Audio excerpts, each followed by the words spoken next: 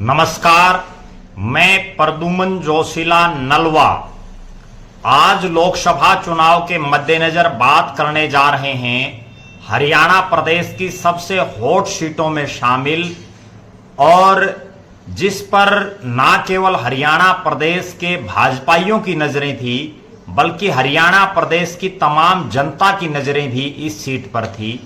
और ये सीट है करनाल लोकसभा क्षेत्र। करनाल लोकसभा क्षेत्र में पिछली बार संजय भाटिया यहां से सांसद थे। उनके मुकाबले में जिन्होंने चुनाव लड़ा था उनकी भी कांग्रेस पार्टी ने टिकट काट दी और बीजेपी ने संजय भाटिया की टिकट काट दी। यहां दोनों ही चेहरे बीजेपी और कांग्रेस के नए थे, लिहाजा शुरुआत में ये लग रहा था कि यहां कोई मुकाबला नहीं होगा। मनोहर लाल खट्टर जी के मुकाबले कांग्रेस पार्टी ने दिव्यांशु बुद्धिराजा जैसे बिल्कुल नए नवेले राजनेता को चुनावी मैदान में उतारा, जिनको चुनावी राजनीति का कोई बहुत लंबा चौड़ा अनुभव नहीं है, उन्होंने कोई चुनाव नहीं लड़ा है। लिहाजा इस लोकसभा सीट पर शुरू में जब टिकटें अनाउंस हुई तो ऐसा लग रहा था कि मनोहर लाल जी 2019 का रिकॉर्ड तोड़ सकते हैं या उस रिकॉर्ड को दोबारा दोहरा सकते हैं। और वो रिकॉर्ड ये था कि संजय भाटिया ने 6.5 लाख से ज्यादा वोटों से जीत हासिल की थी और वे देश भर में जो टॉप 3 जीते हैं उसमें उनकी जीत शामिल थी। लिहाजा ऐसा लग रहा था कि एक बार फिर से करनाल की धरती लाखों वोटों से कमल खिलाएगी। लेकिन इस चीज की कल्पना संभवतः मनोहर लाल जी ने भी नहीं की होगी जो करनाल के लोगों ने उन्हें वोट देते समय उनके साथ किया। हालांकि जब 4 तारीख को ईवीएम खुलेंगी तभी ये पता चलेगा कि कौन जीतेगा, कौन हारेगा और कितने वोटों का अंतर रहेगा। लेकिन जो आंकड़ा उभर करके सामने आ रहा है, करनाल की जनता से, करनाल के राजनीतिज्ञों से, जो लोग राजनीति को समझते हैं, उन लोगों से बात करने के बाद, ग्राउंड जीरो के आकलन करने के बाद ये निचोड़ सामने आ रहा है कि पूर्व मुख्यमंत्री और वर्तमान में सुपर सीएम मनोहर लाल जी का चुनाव पूरी तरह से फंस चुका है। कोई लाखों की जीत नहीं है, जो जीत है वो बहुत कम मार्जिन से होगी। हालांकि चुनाव मनोहर लाल जी के जीतने की संभावनाएं हैं और मैं अब विधानसभा के सिलसिलेवार किन किन विधानसभाओं में मनोहर लाल जी जीतेंगे और कहां कहां उन्हें बुरी हार का सामना करना पड़ेगा। अगर बात करें 2 विधानसभा क्षेत्र ऐसे हैं जिनमें मनोहर लाल खट्टर जी को बड़ी लीड मिलेगी।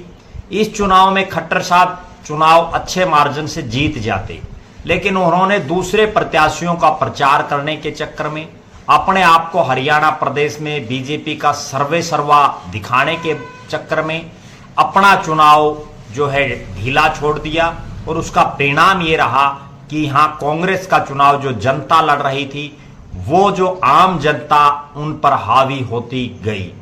लिहाजा 2 विधानसभा सीटें ऐसी हैं जिनमें करनाल शहर और पानीपत शहरी, जहां से मनोहर लाल खट्टर को बड़ी अपार जो है जीत हासिल होगी और यही जीत उनकी लोकसभा चुनाव में देश की सबसे बड़ी संसद में पहली बार जो उनका पहुंचने का सपना है वो कहीं ना कहीं साकार कर सकती है।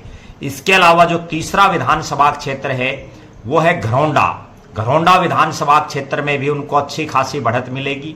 ये 3 विधानसभा क्षेत्र ऐसे हैं जिन्होंने राजनीतिक रूप से, चुनावी रूप से वेंटिलेटर पर पहुंच चुके मनोहर लाल खट्टर जी को इस चुनाव में ऑक्सीजन दी और इस चुनाव में उनको एक बार फिर से मुख्य धारा में लाने का काम किया।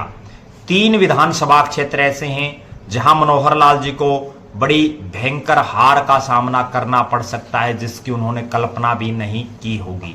और वो जो हार होनी है उसमें 2 हलके करनाल जिले के हैं, असंध और नीलोखेड़ी, जहां से उनकी जबरदस्त हार होने की सूचनाएं मिल रही हैं।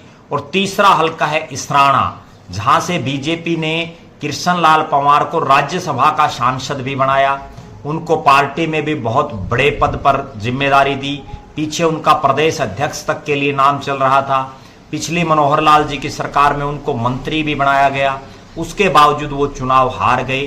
और अब वहाँ हालात ये हैं कि मनोहर लाल जी इस लोकसभा के चुनाव में इसराना से हारने जा रहे हैं। ये जो 3 विधानसभा क्षेत्र हैं, असंध, नीलोखेड़ी और इसराना, इनमें खट्टर साहब की बुरी हार होने की सूचनाएं, संभावनाएं बन रही हैं। 3 विधानसभा क्षेत्र ऐसे भी हैं इस लोकसभा में जिनमें कांटे का मुकाबला है, और यही 3 विधानसभा क्षेत्र हार और जीत तय करेंगे। ये 3 विधानसभा क्षेत्रों में 2 पानीपत के, जिसमें पानीपत ग्रामीण, जहां से अभी नायब सैनी की सरकार में मंत्री महिपाल ढांडा है विधायक, और दूसरा समालखा जो गुर्जर बाहुल्य विधानसभा क्षेत्र है, और जो तीसरा विधानसभा क्षेत्र है इंद्री। इन 3 विधानसभा क्षेत्रों में बड़े कांटे की टक्कर दिखाई दे रही है। यहाँ जो हार जीत है वो 10,000 के आसपास या उससे नीचे रहने की संभावनाएं हैं। कुल मिलाकर के इस लोकसभा चुनाव में जो बातें करनाल में उभर करके आई, उसमें सबसे बड़ी बात तो ये आई कि सुपर सीएम मनोहर लाल के साथ भी भीतरघात की सूचनाएं मिल रही हैं। बीजेपी के ही कई नेता उनको हराने के लिए आमादा थे, उनको हराना चाहते थे। ना केवल करनाल के लोग बल्कि पूरे हरियाणा प्रदेश के बहुत से ऐसे भाजपाई हैं जो अंदर ही अंदर इस बात से खुश थे कि अब की बार पहली बार जो है मनोहर लाल जी सही फंस गए हैं, क्योंकि उससे पहले उन्होंने अपने जीवन में 2 ही चुनाव लड़े, दोनों करनाल शहर की सेफ सीट से लड़े, दोनों बार उनको कोई दिक्कत नहीं आई। पहली बार उन्होंने लोकसभा का चुनाव लड़ा और जब उनको प्रत्याशी बनाया गया तब तक तो ऐसी संभावनाएं थी कि बड़ा आसान गेम रहेगा मनोहर लाल जी के लिए। लेकिन जो जो चुनाव चला, मनोहर लाल के अकड़पन, मनोहर लाल जी के घमंड, मनोहर लाल जी की जो बातें हैं उनको लेकर के, मनोहर लाल जी ने जो 9.5 साल तक आम जनता से बहुत ज़्यादा संवाद नहीं किया, और जो किसान आंदोलन में उन्होंने किसानों के साथ किया उनकी सरकार ने, इन तमाम मुद्दों को लेकर के, क्योंकि करनाल में किसान आंदोलन का बड़ा गढ़ रहा, तो यहाँ के लोगों ने उनको हराने के लिए बम्पर वोटिंग की, उनको हराने के लिए उन्होंने तमाम प्रयास किए। हालांकि दिव्यांशु बुद्धिराजा बिल्कुल नए नेता हैं, गोहाना से संबंध रखते हैं, उनका इस क्षेत्र में कोई बहुत लंबा चौड़ा लेना देना भी नहीं है राजनीतिक रूप से, लेकिन उसके बावजूद उन्होंने मोदी और मनोहर की जो जोड़ी है उसके खिलाफ चुनाव लड़ा, और इस चुनाव में उन्होंने जबरदस्त जो है अपनी उपस्थिति दर्ज कराई। ना केवल उपस्थिति दर्ज कराई बल्कि लाखों वोटों से जीती जा सकने वाली सीट को कांटे का चुनाव बना दिया। यहां अगर मनोहर लाल जी अब चुनाव जीतते हैं तो उसमें एक बहुत बड़ा फैक्टर अभय सिंह चौटाला जी, इनेलो के द्वारा समर्थित जो वीरेंद्र मराठा हैं, रोड समुदाय से आते हैं, उनका भी बड़ा एक योगदान हो सकता है। क्योंकि वीरेंद्र मराठा को जो वोट मिल रहे हैं, अगर वो चुनाव नहीं लड़ते तो वो तमाम वोट, उनमें से ज्यादातर वोट मनोहर लाल जी के खिलाफ ही जाते और वो दिव्यांशु बुद्धिराजा को पड़ते। उसके बाद संभवतः मनोहर लाल जी की इस क्षेत्र में बुरी हार भी हो जाती। अब जो सूचनाएं मिल रही हैं, जो आकलन आ रहा है, जो निष्कर्ष निकल रहा है, वो ये है कि कांटे के मुकाबले में मनोहर लाल जी इस सीट को जीत रहे हैं। भारतीय जनता पार्टी इस सीट को, जो बड़ी सेफ सीट थी, लेकिन आखिर तक जाते जाते यहाँ बड़ा कांटे का मुकाबला हुआ।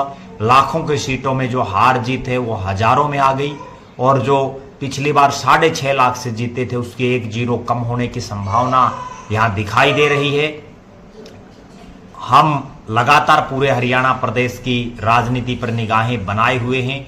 लोकसभा चुनाव का 4 तारीख को परिणाम आ जाएगा, उसके बाद विधानसभा चुनाव पर भी हम हल्का वाइज हर रोज जो है विश्लेषण करते रहेंगे। आप लगातार हमारे साथ बने रहें, हमारे फेसबुक पेज को लाइक और फॉलो करें, यूट्यूब पर चैनल को सब्सक्राइब करें, बेल आइकन घंटी का बटन अवश्य दबाएं, वीडियो को ज़्यादा से ज़्यादा शेयर करें, अपने बहुमूल्य कमेंट्स अवश्य लिखें। बहुत बहुत धन्यवाद। आपका अपना प्रद्युमन जोशीला नलवा।